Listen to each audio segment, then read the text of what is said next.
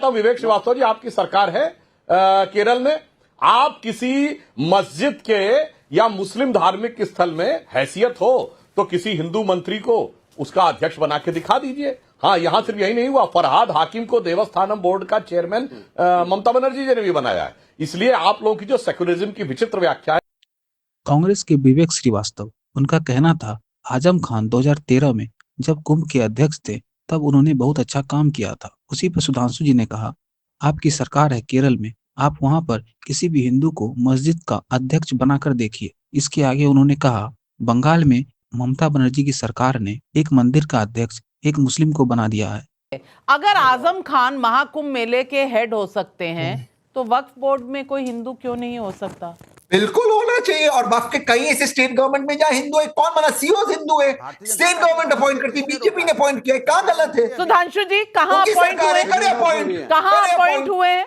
बिल्कुल ठीक। मैं आपको लिस्ट देख लूंगा, कई ऐसे, मैंने लास्ट टाइम आपके शो में बताया था, मैं देख लूंगा स्टेट सुधांशु जी, कई सीओ है, कई गलत है। उदाहरण दीजिए ना, मैंने फरहाद हाकिम और आजम खान का उदाहरण दिया। और तहसीन भाई, और ये हमारे कॉन्स्टिट्यूशन में लिखा हुआ है, सरकार का रोल धर्म के प्रोपोगेशन में नहीं होना चाहिए। देखिए, पुराने जमाने में हैजा फैलता था। आजम खान अगर निगरानी कर रहे थे हर चीज की, तो फिर ये सेक्युलर इंडिया है।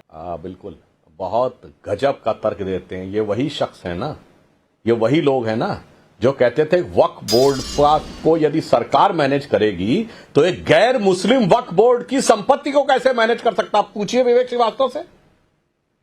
अब सेक्युलरिज्म का मीनिंग बदल जाएगा। यहां शुद्ध धार्मिक आयोजन, मैं पूछना चाहता, आजम खान जी को जब इसकी कमान दी गई थी पिछली बार, तो ये एक बहुत अच्छा एग्जाम्पल था भारत देश के सेक्युलर इथॉस को, जिसने दिखाया कि यहाँ पे धर्म विशेष होना जरूरी नहीं है, और काफी अच्छा आयोजन किया था। कमियां बेशक आप जितनी मर्जी गिनाइए, उस वक्त जहां तक हम लोगों को याद कर रहा है, लोगों ने तारीफी करी थी इंटरनेशनल। आप गए थे? बड़ी संख्या। वैसे ही डिबेट पे आना अवॉइड करना चाहिए क्योंकि आप लोग तो धर्म को मानते नहीं है, कोई बात नहीं। मगर मैं तो सिर्फ व्यवस्था की दृष्टि से बात कह रहा हूं। दुनिया का सबसे बड़ा आयोजन, दुनिया के सबसे बड़े आयोजन के अलावा भारत की लेजिटिमेट डिराइविंग फोर्स का प्रतीक, आप सोचिए, आप कहते थे धर्म एक अफीम है, धर्म से रोकना चाहिए, धर्म प्राण देश है। विवेक जी, कुंभ में हैजा फैलता है, आपको उस पर ध्यान देना चाहिए। सुनिए, हाँ बिल्कुल, आपको प्रिकॉशंस लेने चाहिए। पुराने जमाने में लोग ज्यादा होते थे, किसी भी गैदरिंग में समस्याएं हो सकती हैं। इसमें अंधविश्वास करके बोल देना कि कोई समस्या नहीं। मैं बताना चाहता हूं, मुझे जो अर्लीस्ट कुंभ याद है, भगदड़ मची थी। नहीं, नाविका अरे सर, अपने टर्न पे बोलिए, सबको पता है जी। अभी मैं बताना चाहता हूं, ये सेक्युलर स्टेट का मैं एग्जाम्पल बताना चाहता हूं। हाँ, आप सुनिए, मुझे नाविका जी जो अर्लीस्ट कुंभ याद है वो 1989 का बहुत अच्छी तरीके से याद है। 1989 में मुझे याद है यूपी रोडवेज की बसों पे मेला टैक्स लगता था। इलाहाबाद का किराया बढ़ जाता था ट्रेन, और उसका कहा जाता था मेला टैक्स है। और उसी कुंभ मेले के, जिसको मुझे सौभाग्य मिला था जाने का, जनवरी से मार्च के अंदर, मैं जनवरी में गया था।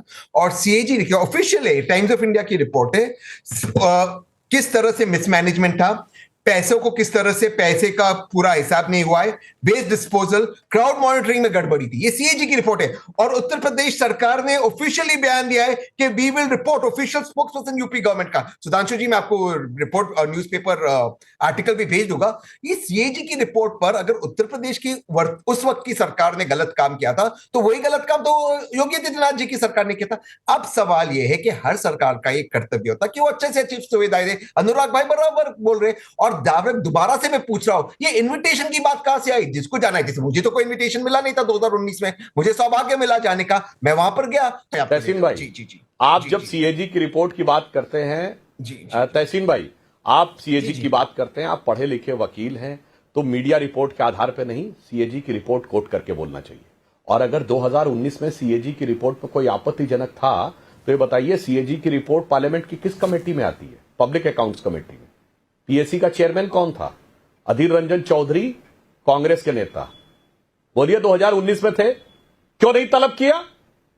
अगर आपकी बात ये तथाकथित मीडिया रिपोर्ट सही है तो कांग्रेस के नेता प्रतिपक्ष, जो उस समय पब्लिक अकाउंट्स कमेटी का ही रोल है, सीएजी के किसी भी ऑब्जेक्शन के ऊपर डिपार्टमेंट को तलब करना, दिखाइए मुझे एक पब्लिक अकाउंट्स कमेटी का। इसलिए राजनीति करना अलग है मेरे भाई। जो फैक्ट है, किस तरह का भव्य आयोजन था ये सबने देखा है। और जिस आयोजन में 40-45 लोगों की मृत्यु हो गई, उस आयोजन को कहना मुझे लगता बहुत चिढ़ाना। में एक और बात, 2001 में कुंभ हुआ था, जिसमें लालजी टंडन संयोजक थे, राजनाथ सिंह जी मुख्यमंत्री थे। आपको पता है उसमें कोई ऐसी घटना हुई थी? और मैं इसलिए दर्शकों से कहना चाहता हूं, 2001 इंटरनेशनल टेररिज्म थ्रेट के हिसाब से सबसे खतरनाक वर्ष था।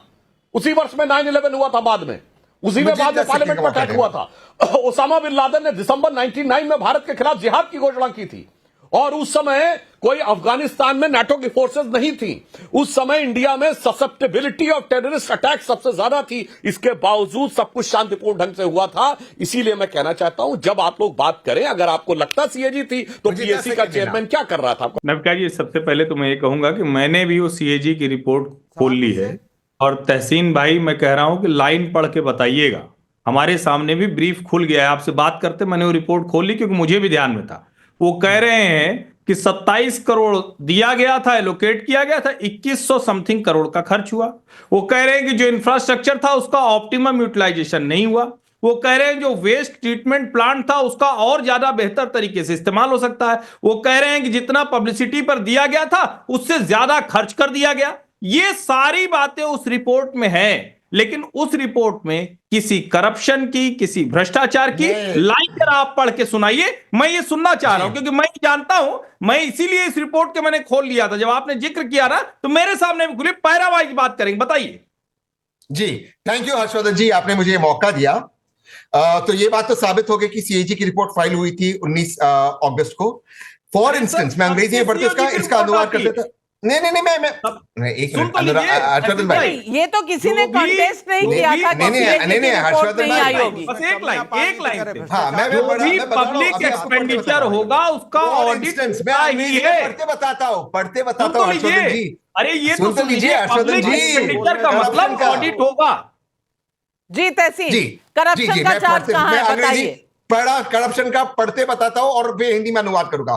For instance, according to the report, about rupees 42,000 per unit was spent on procuring temporary toilets, despite these being worth 36,000 per unit, as a result of which additional 9 crores was spent under the heading. ये एक है, मैं India today की report को coat कर रहा हूं जिसने इसका पूरा ब्रीफ निकाला। करप्शन का पहला 9 करोड़ का यहीं पर ढांड ली, टॉयलेट के ऊपर। आपके सामने पढ़ रहा हूं, इंडिया टुडे का आपको रिपोर्ट। हर्षवर्धन त्रिपाठी जी, आप रिपोर्ट पढ़ रहे हैं, वो न्यूज़पेपर रिपोर्ट पढ़ रहे हैं। मैं आपको कह रहा हूं आप नहीं पढ़ रहे हैं सर, आप रिपोर्ट नहीं पढ़ रहे हैं। आप मुझे पैराग्राफ बताइए, किस पेज पे है, पैराग्राफ कौन सा है, सब पैरा कौन सा है, रिपोर्ट का मैं बताइए, मेरे सामने खुली हुई। सर रिपोर्ट बताइए क्योंकि पूरा सर या तो आप कह दीजिए इंडिया टुडे और इंडियन एक्सप्रेस ने जो ये रिपोर्ट मैं यहाँ पर सिर्फ टाइम्स नाउ की रिपोर्ट मानती हूँ, बाकी नहीं मानती। इसीलिए तहसीन पूनावाला जी थोड़ा सा होमवर्क और कर लीजिए, इंतजार रहेगा। मैं दोबारा डिबेट कराऊंगी। फिलहाल आप क्लीन बोल्ड हो चुके हैं।